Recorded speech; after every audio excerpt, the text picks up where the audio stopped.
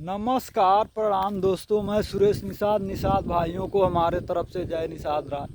देखिए दोस्तों, आज के ज़माने में हम दिन रात इधर उधर फिरते हैं, मारा फिरते हैं, लेकिन हमारा इस दुनिया में क्या है? कुछ नहीं अपना है। यह शरीर भी अपना नहीं।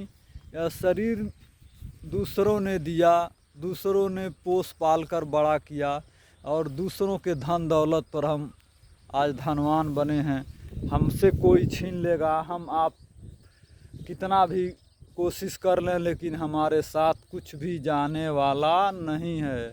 हम दूसरों की धन दौलत को लेकर के धनवान बनते हैं, फिर हमारी धन दौलत को लेकर दूसरा कोई धनवान बनता है। इसी तरह से कर्म लगा रहता है। इसलिए दोस्तों, इस दुनिया में आपका कुछ नहीं है। जो यह दुनिया देख रहे हैं, इतनी खेती बाड़ी, धन दौलत, शोहरत, ईमान, यह सब कुछ दूसरों का है। यह आपका कुछ नहीं है। यहाँ पर आपका सिर्फ क्या है? आपका है तो यह शरीर में जो जीवात्मा बैठी है, वही आपका असली धन है। जीवात्मा के अलावा आपके पास कुछ नहीं है, क्योंकि मरते वक्त सब कुछ छूट जाता है। यहाँ से इंसान जब जाता है तो सिर्फ उसके साथ क्या जाती है? उसकी जीवात्माएं और उसका कर्म। आपका कर्म ही आपका असली धन है और जीवात्मा ही आपकी असली पूंजी है। असली पूंजी को आप नकली और नकली पूंजी को आप असली समझते हो। इस दुनिया में आपका जो भी कुछ आपने रखा, आपने कमाया, वह सब दूसरों का हो जाएगा।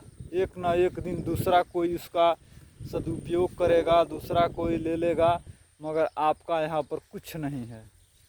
खाया पिया, मौज मस्ती किया और एक दिन इस दुनिया को छोड़कर चले जाना है खाली हाथ। इसलिए मैं आपसे निवेदन करता हूँ, आग्रह करता हूँ कि भैया लोग, इस दुनिया में आपका कुछ नहीं है। आप सिर्फ एक जीवात्मा हो और यही जीवात्मा आपका असली धर्म है और यही जीवात्मा आपका असली धन है। और जो भी कुछ आपने परमार्थ के लिए कमाया, अपने शरीर के लिए कमाया, प्रभु परमात्मा में अपना समय दिया, वही आपका असली धन है।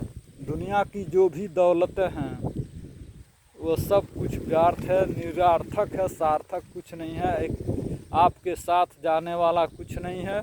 जाते वक्त सब कुछ यहीं पर छूट जाएगा। इसलिए मैं आपसे निवेदन करता हूँ कि आपके पास जो भी कुछ समय बचा है, जो भी कुछ समय बचा है, उसमें आप अपने जीवात्मा को जगा करके प्रभु परमात्मा से प्रीत कर आप परमार्थी कार्य को संवार लीजिए। नहीं तो फिर से इसी मृत्यु लोक में आपको आना पड़ेगा, जाना पड़ेगा। यह निरंतर पता नहीं कितने कल्पों से लगा हुआ है। आप यहीं पर आते हो, जाते हो और जानते नहीं हो कि मैं कितनी बार इस दुनिया में आया और गया।